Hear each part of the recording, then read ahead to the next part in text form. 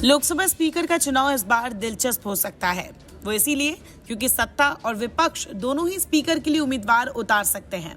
अगर विपक्षी India block भी स्पीकर पद के लिए अपना उम्मीदवार उतारता है तो ये पहली बार होगा जब स्पीकर के पद के लिए जबरदस्त मुकाबला देखने को मिलेगा।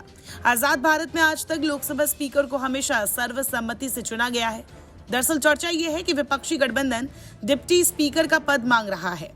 उसका कहना है कि अगर डिप्टी स्पीकर का पद नहीं मिलता है तो फिर वो स्पीकर का चुनाव भी लड़ेंगे। आमतौर पर स्पीकर का पद सत्ताधारी और डिप्टी स्पीकर का पद विपक्ष के पास जाता है, लेकिन पिछली लोकसभा में डिप्टी स्पीकर का पद खाली था। हालांकि इस बार विपक्षी गठबंधन को भी अच्छी खासी सीटें मिली है, इसीलिए इस बार का माहौल अलग नजर आ सकता है।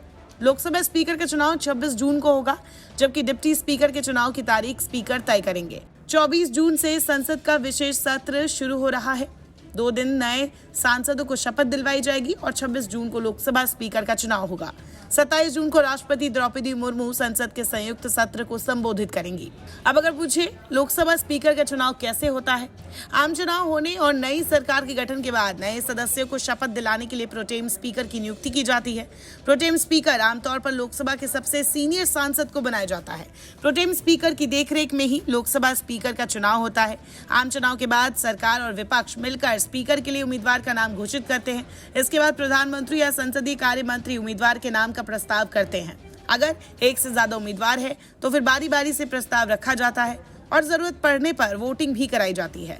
जिसके नाम का प्रस्ताव मंजूर होता है उसे स्पीकर चुना जाता है। स्पीकर का कार्यकाल उनके चुनाव की तारीख से लेकर अगली लोकसभा की पहली बैठक के ठीक पहले तक होता है। यानी जब तक 18वीं लोकसभा की पहली बैठक नहीं होती तब तक ओम बिरला ही स्पीकर रहेंगे। अब अगर पूछे डिप्टी स्पीकर का चुनाव कैसे होता है, स्पीकर के चुनाव की तारीख राष्ट्रपति तय करते हैं, जबकि डिप्टी स्पीकर के चुनाव की तारीख स्पीकर की ओर से तय की जाती है। डिप्टी स्पीकर का चुनाव भी वैसे ही होता है जैसे स्पीकर का चुनाव होता है। अगर एक ही उम्मीदवार है तो सदन में उसका प्रस्ताव रखा जाता है और पास किया जाता है।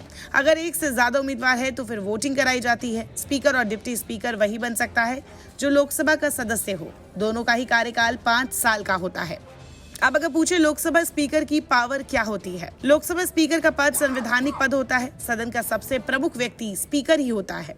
सदन में स्पीकर की मंजूरी के बिना कुछ भी नहीं हो सकता। स्पीकर को सदन की मर्यादा और व्यवस्था बनाए रखनी होती है। अगर ऐसा नहीं होता है तो सदन को स्थगित कर सकते हैं या फिर निलंबित कर सकते हैं। इतना ही नहीं, मर्यादा को उल्लंघन करने वालों को भी स्पीकर निलंबित कर सकते हैं। पाला बदलने वाले सदस्यों की अयोग्यता पर भी स्पीकर दल बदल कानून के तहत फैसला करते हैं। हालांकि 1992 में सुप्रीम कोर्ट ने एक फैसले में साफ कर दिया था कि स्पीकर के फैसले को अदालत में चुनौती दी जा सकती है। नमस्कार, मैं हूं मानक गुप्ता। अगर आपको हमारा ये वीडियो पसंद आया हो तो इसे लाइक और शेयर जरूर करें और हाँ, हमें सब्सक्राइब और फॉलो करना ना भूलें ताकि आप देश और दुनिया की कोई खबर मिस ना करें। तो जुड़े रहिए हमारे साथ और देखते रहिए न्यूज़ 24।